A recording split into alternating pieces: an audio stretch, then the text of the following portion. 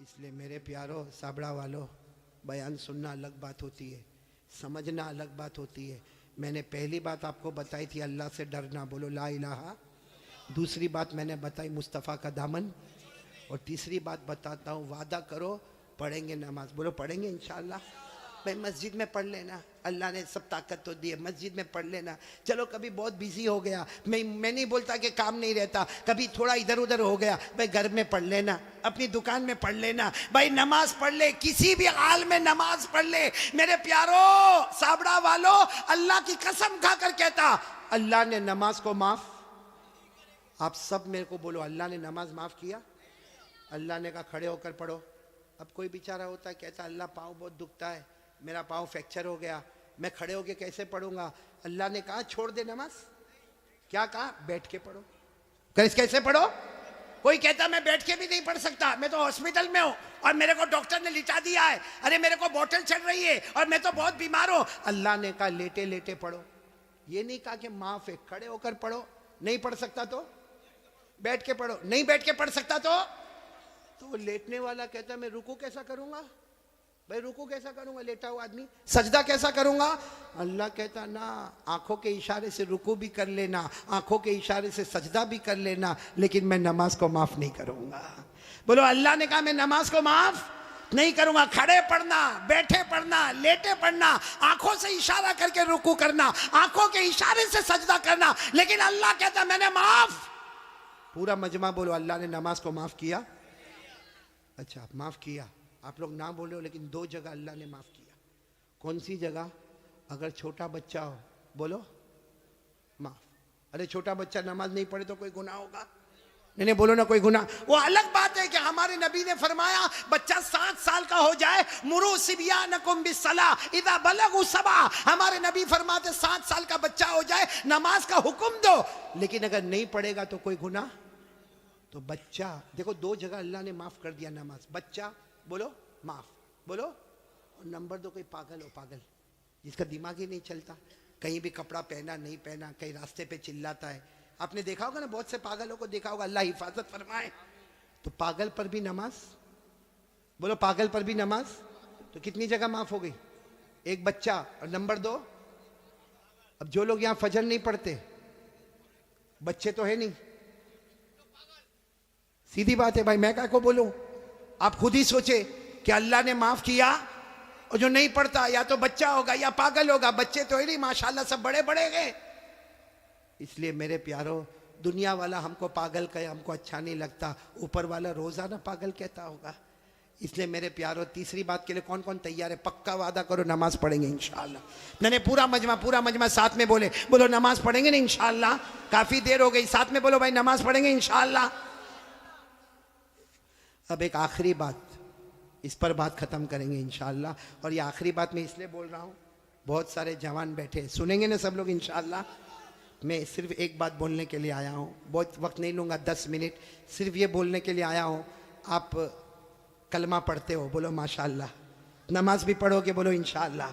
रोज़ा भी रखोगे रमज़ान में इंशाअल्लाह। एक गुनाह, मेरे प्यारो, एक गुनाह ऐसा है जो मौत के वक्त कलमा भी नसीब नहीं करता।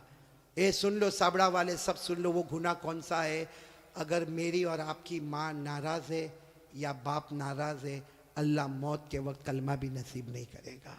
इसलिए मैं तमाम से कहूँगा, अपनी माँ से माफ़ी मांग लो भाई, अपने अब्बा से माफ़ी मांग लो। बहुत सारे यहाँ जवान बैठे, अरे मेरे को मालूम नहीं ये कैसे अपनी माँ को गाली देता है, माँ को डांटता है, माँ को धक्का मारता है, माँ के ऊपर हाथ उठाता है, माँ को कभी कभी कहता माँ तेरा घर नहीं, अपने घर चली जा।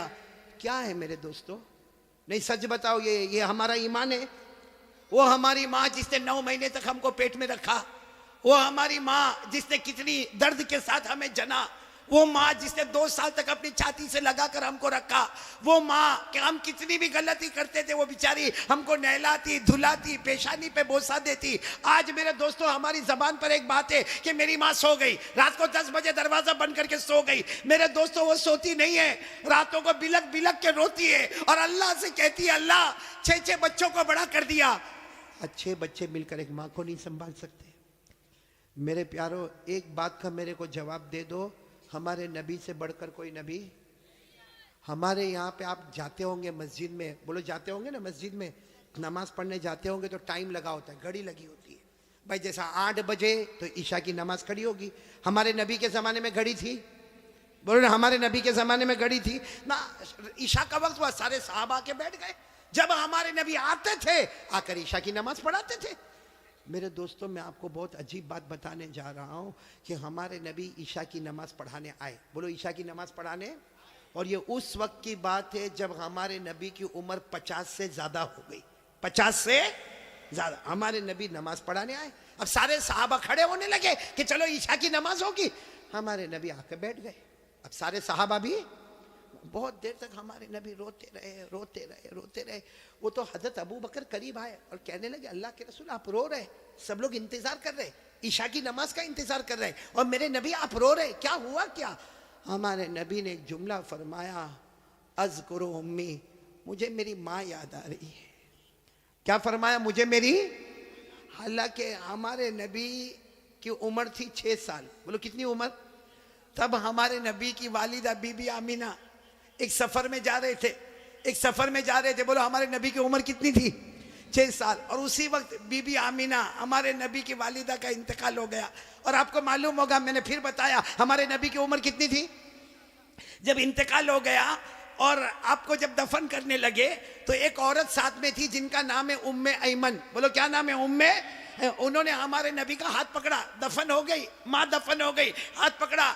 मालूम है आपको, हमारे नबी ने हाथ छुड़ा दिया और भागते भागते गए और अपनी अम्मी की कब्र को जाके पकड़ लिया। कहा अम्मी मैं अकेले नहीं जाऊंगा, अम्मी मैं अकेले नहीं जाऊंगा, अम्मी मैं तुमको साथ में लेकर जाऊंगा। मेरे दोस्तों, वो 6 साल की उम्र, आज हमारे नबी की उम्र 50 साल से ऊपर हो गई है। आप नबी बन गए हैं, सारे नबियों के इमाम बन गए हैं, अल्लाह ने सबको आपका गुलाम बना दिया है। वो नबी ईशा की नमाज पढ़ाने से पहले कहते, बोलो मुझे कौन याद आ रही है? और फिर क्या कहा मालूम? लैता उम्मी हय्या, काश मेरी माँ जिंदा होती। हमारे नबी फरमाते, काश मेरी माँ जिंदा होती, अब मैं नमाज के लिए आता, मैं नमाज के लिए आता और मेरी माँ की आवाज आती मोहम्मद, मेरी माँ की फिर आवाज आती मोहम्मद। अल्लाह की कसम, मैं नमाज बाद में पढ़ाता, पहले माँ की जाके खिदमत कर लेता। मेरे प्यारों, वो नबी 50 साल की उम्र के बाद कहते, मुझे मेरी माँ याद आती है। हमारी माँ होते हुए भी हमको याद नहीं आती है। हमारी माँ जिंदा है। कितने लोग माँ को मारते? सही में कितने लोग माँ को माँ की गाली देते? कितने लोग माँ को कहते माँ तूने किया क्या? अल्लाह अकबर, अल्लाह की कसम, अगर माँ के हाथ उठ गए ना, एक बार बद्दुआ कर दी, अल्लाह कहता ये माँ की बद्दुआ आएगी, मेरे और ये माँ के बीच में कोई पर्दा नहीं होगा। इसलिए मेरे प्यारों, ये बहुत सारे बच्चे भी बैठे, जवान भी बैठे हैं, एक काम करो, करोगे इंशाल्लाह? मैं भी करूंगा, आप भी करोगे ना इंशाल्लाह?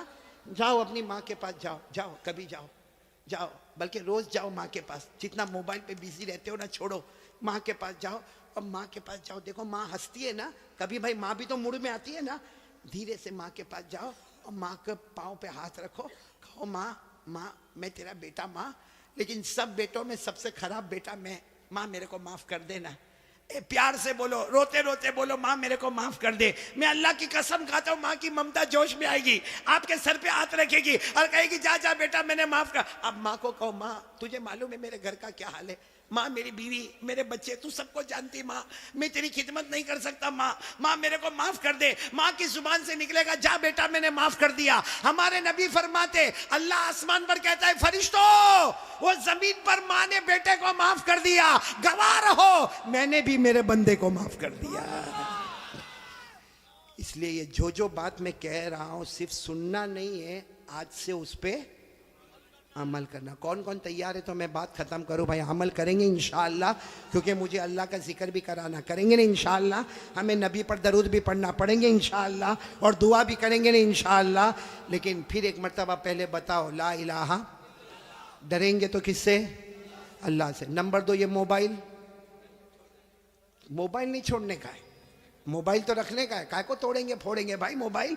30,000 का 40,000 का, उसमें कुरान की आयतें लेकर आओ, उलमा के बयान लेकर आओ, तकरीर लेकर आओ, नज़म लेकर आओ, नात लेकर आओ, अच्छी अच्छी ज्योग्राफी, हिस्ट्री, मैथमेटिक्स, जो दुनिया के इल्म है वो उसमें लोड कर दो, ताकि हमारे पास दीन का इल्म भी हो, हमारे पास दुनिया का भी इल्म हो। बोलो करोगे ना इंशाअल्लाह।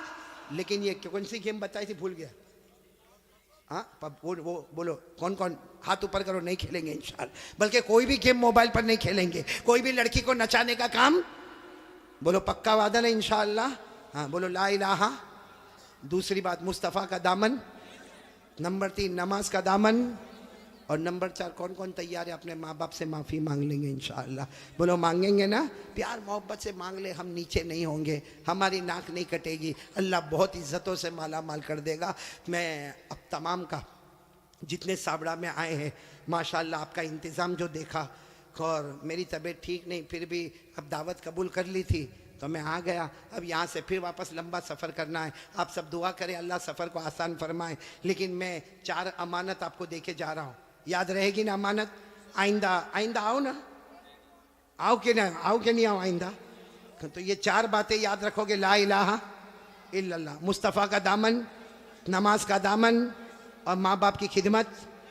बस अल्लाह आपको और जिन लोगों ने मुझे दावत दी, ख़ास करके यहाँ के उलमा, मैं जब आ रहा था तो मुफ्ती आज़मतुल्लाह साहब यहाँ बयान कर रहे थे, अल्लाह उनकी भी उम्र में बरकत अता फरमाए। जितने उलमा किराम ने यहाँ बयान किया, बल्कि अल्लाह तमाम उलमा, यहाँ हमारे मौलाना सोहराब साहब बैठे हुए हैं, इसी तरीके से हमारे मुख्तार भाई, हमारे अशरफुल भाई, हमारे मौलाना उस्मान साहब, और आज के दावत देने वाले ये पूरी कंपनी है, क्या नाम है कंपनी का? न्यू डायमंड क्लब वाले। और मुझे बहुत अच्छा लगा मेरे प्यारों, जिस तरह आपने ये बुके दिया, ये गुलदस्ता दिया, और आपने जिस तरीके से प्यार मोहब्बत से यहाँ लेकर आए, वाकईतन आप मेरे से मोहब्बत करते हो, मैं भी आपसे कलकत्ता वालों बहुत मोहब्बत करता। आपको नहीं मालूम होगा, जब से कलकत्ता पहली मरतबा आया, ये मौलाना सोहराब साहब की दावत पर पहली मरतबा जब कलकत्ता आया, उसके बाद से लेके आज तक जब भी कभी दुआ के लिए हाथ उठता है, मैं सबके लिए दुआ करता, अल्लाह ये जितने कलकत्ता में सुन रहे, अल्लाह सबको हिदायत नसीब फरमा दे। बोलो आमीन। सबके जान माल उम्र में बरकत अता फरमा दे,